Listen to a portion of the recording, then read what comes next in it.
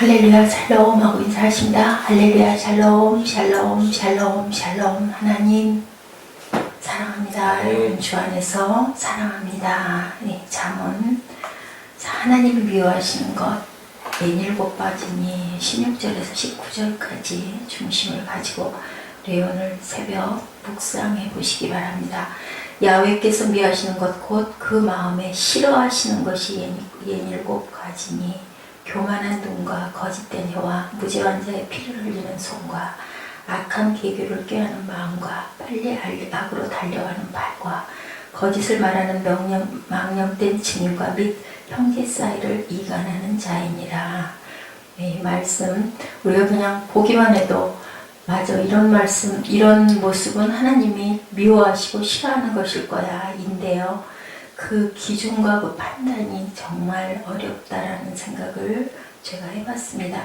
로마서 9장 13절에 보니까 기록된 바 내가 야곱은 사랑하고 에서는 미워하였다 함과 하심과 같으니라.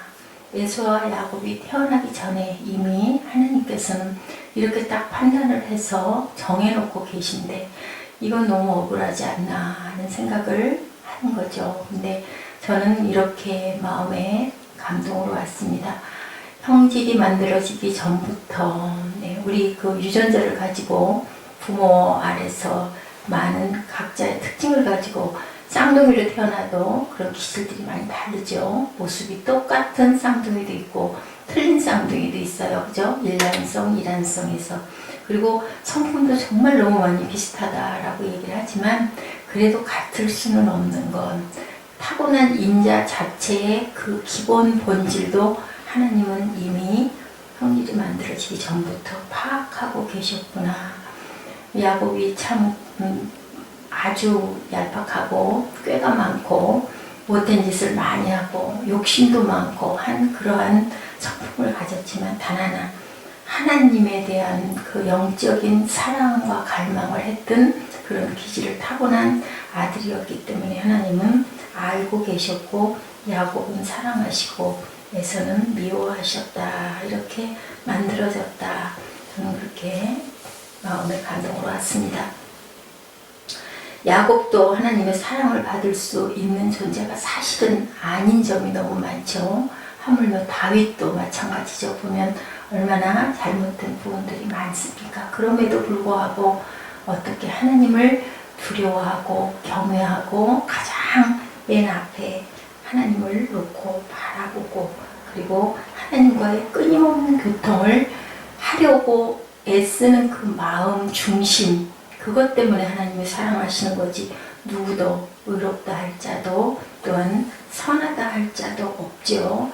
거기에 덧입혀 주신 것이 예수 그리스도의 보혈의 피로 우리를 구원받도록 해주시고 의롭다 칭해 주셨기 때문에 우리가 선택받은 자들이 그렇지 못한 자들과 다르다. 선택받지 못한 자들과 선택받은 자들은 그것도 또한 하나님이 이미 알고 계시고 정해져 있지만 우리는 어떻게 해요? 땅끝까지 누굴지 전혀 알 수 없기 때문에 전할 수 있는 자들에게 우리는 증인된 삶을 살고 가야 되는 것이다. 여기 보니까 잘난 체하고 자기를 뽐내는 것을 교만하다. 그렇죠. 잘난 체하고 자기를 뽐내면 교만한 건데 그것도 또한 그 기준이 어디 있는지 우리가 판단할 수가 없고 주님의 말씀에 그래서 누구도 판단하지 말아라. 그 판단은 오로지 하나님이 하신다. 눈이 높아져서 형편이나 처지가 딱한 사람을 보면 마음이 나는 그렇지 않으니까 하고 아주 뭐랄까 굉장히 위안이 되고 아이고 끌끌 하면서 바라보는 것 자체도 교만이라고 얘기를 합니다. 오직 뭐예요? 다른 사람과 나를 비교하는 것도 교만이고 다만 긍휼한 마음, 긍휼한 마음은 누구의 마음? 아버지의 마음을 지녀라. 근데 그 마음이 우리 마음대로 되던가요? 나도 모르게 안도를 하기도 하죠. 악한 사람, 우리가 보기에 악한 사람을 보면. 근데 그런 것조차도 교만이라고 여기서 말씀하고 계시네요. 이사야 2장 11절에 그날에 눈이 높은 자가 낮아지며 교만한 자가 굴복되고 야훼께서 홀로 높임을 받으시리라. 눈이 높아도 안 되고 교만한 마음도 되지가 않는다. 이것의 그 경계가 과연 어디서 어디까지인지 우리는 그래서 날마다 성령의 열매를 맺으면서 가고, 또 그 길잡이를 누가 해주세요? 성령께서 해주시죠. 우리가 모였을 때, 기도했을 때, 묵상했을 때 우리가 신앙생활을 하는 모습이 어떨까? 눈이 높아져 있는 사람은 행위로 인하여 마음이 교만해진다. 자기 눈에 보이는 행위와 아름다움에 취해서 마음이 부자가 되는 것 또한 교만하다. 나는 이만큼 하니까, 나는 예배마다 다 참석하니까, 근데 너는 뭐야? 주일날 잠깐 왔다가 늦게 왔다가 끝나면 바로 튀어 도망가잖아. 그게 무슨 신앙생활이야? 이것도 또한 교만이라는 거죠. 그 모든 것은 하나님이 중심을 보시고 감찰하고 계시니까, 우리 그 세상 말로 너나 잘해인 것처럼 우리는 열심히 하나님을 바라보고 우리 중심으로 주님을 섬기고 나아가야 될 것이다. 예, 이렇게 예배를 너는 조금만 드리니 나는 많이 드린다, 이런 마음조차도 교만이다. 이렇게 교만해지다 보면은 나 혼자 내 마음이 부풀어지고 나는 아주 선한 사람 같은 그런 착각을 하게 되는데, 그것도 또한 교만이다라고 말씀을 하고 계십니다. 복음이 없는 사람은 똑같은 일을 했어도 교만은 눈을 가지고 있다. 믿음을 의지하기보다는 뭐를? 내 행위, 내가 이렇게 했으니까 나는 이만하면 됐어, 이런 마음을 갖게 되니 오로지 너희는 믿음으로만 의롭다 칭함을 받을 수 있다. 또한 거짓되며, 거짓 잘못이죠. 거짓말하는 거. 거짓말하지 않고는 그런데 세상을 살아갈 수가 없는 거죠. 알고도 모르고도 내 무의식 속에 있는 것도 그걸로 인하여 거짓을 말할 수 있기 때문에, 여기서 가장 우리가 중심적으로 생각해야 될 것은 나의 거짓말로 인하여 상대방에게 악과 독을 끼치고, 그리고 그 영혼을 죽이는 그러한 일이 바로 거짓말하는 것이다. 정말 영혼에 대한 그 문제가 하나님이 가장 미워하시는 거다. 영혼을 살려야 되겠죠. 하나님께서 미워하시는 거짓된 혀는 과연 무엇일까 생각해 봅니다. 예수 그리스도의 은혜를 가리는 말들을 할 때, 그죠? 구속의 은혜를 바로 전하지 않고 가감하거나 내 마음을 내 마음대로 해석하고 판단해서 전할 때, 그것이 거짓된 혀다. 바로 예수 그리스도의 그 온전하신 말씀을 그대로만, 그래서 요즘에 그런 말씀들 많이 하시죠. 오로지 성경만 전해라, 오로지 말씀만 전해라, 다른 말을 해석하지 말라. 해석하는 것들은 그 해석을 한, 예를 들면 신학자면 그 신학자의 말이지 하나님의 말씀은 아니다. 말씀 자체로만 그대로만 전해라. 그리고 그 마음에서 오는 묵상으로 큐티를 하고 묵상을 해라라는 그런 목소리들이 많습니다. 우리도 모르게 거짓된 혀가 될 수가 있기 때문에 요한일서 2장 22절에 거짓말하는 자가 누구냐? 예수께서 그리스도임을 부인하는 자가 아니냐? 아버지와 아들을 부인하는 그가 바로 적그리스도니 하고 있습니다. 과연 우리는 온전하게 하나님 말씀만 전하는지. 그래서 바울사도가 얘기하죠. 선생되기를 많이 하지 말라고. 그 참 조심스러운 부분이기 때문에, 또한 그렇게 하고 내가 지키지 못하면 그것도 또한 거짓의 행위를 하고 있기 때문에 누구도 그것을 자신있게 나는 그렇지 않아 라고 얘기할 자는 하나도 없고, 그렇게 된 자는 또 영적인 교만을 우리가 저지르는 것이기 때문에 주 안에 있는 우리들은 그저 하나님 안에, 하나님 아래에 겸손하게 무릎을 꿇는 그런 저와 여러분이 되셔야 할 줄로 믿습니다. 그리스도의 심을 부인하는 자는 모두 거짓말장이들이다 라고 하죠. 예수 한 분으로 부족해서 이것저것 끌어다 붙이는 것 자체가, 그것이 하나님의 복음이 아니고 내가 복음이 될 수 있다. 이 세상에 오셔서 주님께서는 많은 일을 하셨죠.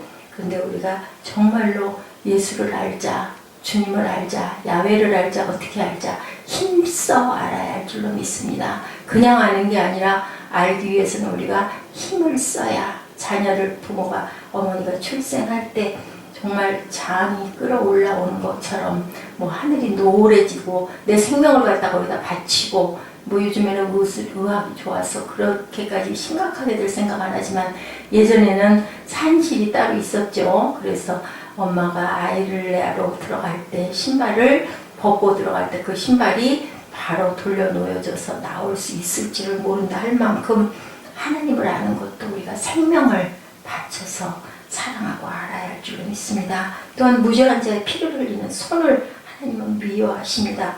이 세상에 죄가 없는 사람은 아무도 없죠. 예수 그리스도를 믿음으로 의롭다 칭함을 받았기 때문에 믿음으로 의롭게 된 성도들은 무죄한 자들인데 이 성도를 정죄해서 스스로 정죄에 빠지게 만들어버리는 사람이 교회 안에 얼마나 많을까. 그게 과연 나는 아닐까. 우리는 항상 점검하고 그리고 생각하고 그리고 회개하면서 갈 줄로 믿습니다. 모든 기도의 기본은 회개고 회개를 통해야만 하나님을 만날 수가 있고 회개를 통해야만 감사가 나올 수 있고 감사할 때 주님의 성령이 우리 안에 거하신다라는 것을 우리는 너무 잘 압니다. 갈라디아서 3장 1절입니다. 어리석도다 갈라디아 사람들아 예수 그리스도께서 십자가에 못 박히신 것이 너희 눈앞에 밝히 보이거늘 누가 너희를 꾀더냐. 예, 갈라디아 사람들이 안타까워서 바울이 그렇게 전하고 있죠. 율법으로 돌아가게 하는 사람들, 예수 그리스도의 십자가로 말미암아 의롭게 된 성도들이 다시 율법주의에 빠져버려서 그것으로 사람을 정죄하고 판단하고 죽이는 것 자체도 하나님께서는 미워하신다라고 얘기하죠. 율법은 진노를 이룬다 이렇게 말씀하십니다. 그리스도로 말미암아 의롭게 된 성도를 율법을 지키게 만들어서 그 진노의 잔을 받게 만드는 일을 해서는 안 된다.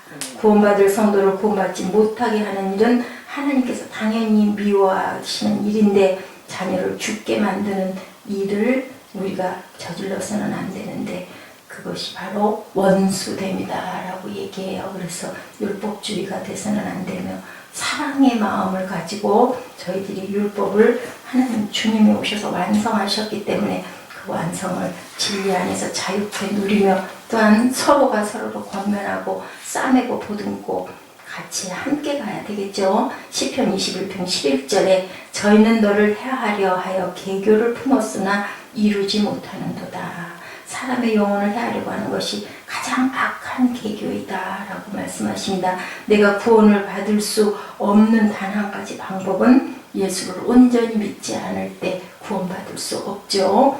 예수를 온전히 구원을 받고 이루는 것은 하나님이 기뻐하시는 것은 믿음으로만 기뻐하신다.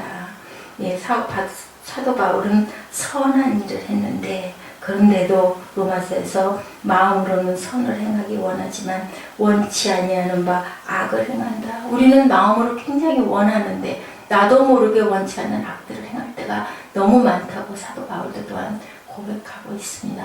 항상 돌아가는 저희들이 되어야 줄 믿습니다. 그것에서 벗어날 수 있는 사람은 아무것도 없고 그 고상한 것 같이 내가 온 심혈을 기울여서 터득했던 모든 지혜, 세상의 지혜와 지식과 학문과 내가 태어난 출생의 신분과 내가 나온 그 정말 자랑스러워했던 가말리엘 문hen선이라는 모든 것도 그리스도의 법 안에서는 배설물과 같다라고 이렇게 고백할 때 무슨 보화가 되는 것처럼 내가 중요하게 여기고 명예스럽게 여겼던 모든 게 그리스도를 깨달아 아는 그 순간 다 쓸데없는 것이 되어버리고 말죠. 율법주의가 교회에 들어오지 않도록 우리가 율법주의의 선봉들이 되지 않도록 그렇게 우리는 기도해야 될 줄로 믿습니다. 갈라디아서 1장 6절입니다. 그리스도의 은혜로 너희를 부르신 이를 이같이 속히 떠나 다른 복음을 쫓는 것을 내가 이상히 여기노라 라고 얘기하죠. 하나님께서 우리를 부르시고 은혜로 우리를 의롭다 해주셨는데 다른 복음을 쫓아서 달려가는 것 참 너무너무 안타까운데 모르죠. 본인들은 그렇게 지키고자 했던 율법은 악한 것임을 우리가 깨달았으니 이제는 온전히 그리스도 안에서 진리의 완성을 이루신 주님의 말씀대로 주님의 손이 되고 주님의 가슴이 되고 주님의 눈이 되고 그죠? 주님의 발이 되어서 주님의 모범을 보이신 그 행함대로 따라가야 되겠죠. 거짓을 말하는 망령된 증인과 라고 말씀하십니다. 믿는 것 이외에 내가 더 이상하게 생각해야 할 것이 없다. 만약 내가 아직도 해야 하는 것이 남아있다면 그것은 거짓을 말하는 망령된 사람이다. 그리스도의 십자가는 내가 다시 제사 드릴 것이 없다라고 말씀하시죠. 단번에 그죠? 우리를 구원해 주셨기 때문에. 그래서 우리는 항상 찬양과 경배로 주님께 자유하게 나아가는 저희들이 될 줄로 믿습니다. 베드로전서 1장 18절에 너희가 알거니와 너희 조상의 유전난 망령된 행실에서 구속된 것은 은이나 금같이 없어질 것으로 된 것이 아니요. 이 세상의 것은 모두 없어지는 것. 우리가 어떤 선행을 했다 해서 그것을 가지고 갈 수 있는 것은 전혀 없다라는 것. 다만 하늘나라에 썩지 않은 것으로 쌓여진 믿음만이 하늘에 그대로 기록이 되어 있는 거죠. 내가 천국에 가져가는 것은 하나도 없다는 것. 내가 천국에 가져갈 수 있는 것도 하나도 없다는 것. 하나님께서 내게 보내주신 보혜사 성령으로 말미암아 내 영혼에 새로운 생명이 생기고 거기에 하늘에 신령한 것을 입히고 간다라는 것. 오로지 우리는 성령의 열매만 맺어 주님 앞에 영화의 모습으로 나아갈 수 있는 저와 여러분 되셔야 줄로 믿습니다. 갈라디아서 4장 17절에 저희가 너희를 대하여 열심내는 것이 좋은 뜻이 아니요 오직 너희를 이간 붙여 너희로 저희를 대하여 열심내게 하려 함이라. 열심으로 이간을 시키고 있다는 거죠. 내가 구원을 받은 것은 오직 믿음뿐인데 이것도 해야 되고 저것도 해야 되고, 그리고 자꾸 믿음보다는 어떤 행위의 열심을 갖게 만들어버리면 형제간에 신뢰를 하지 못하고 아까 얘기한 것처럼 나는 이렇게 하는데 너는 그러고 있니? 이런 모든 것들로 인하여 이간을 그리고 신뢰를 깬다.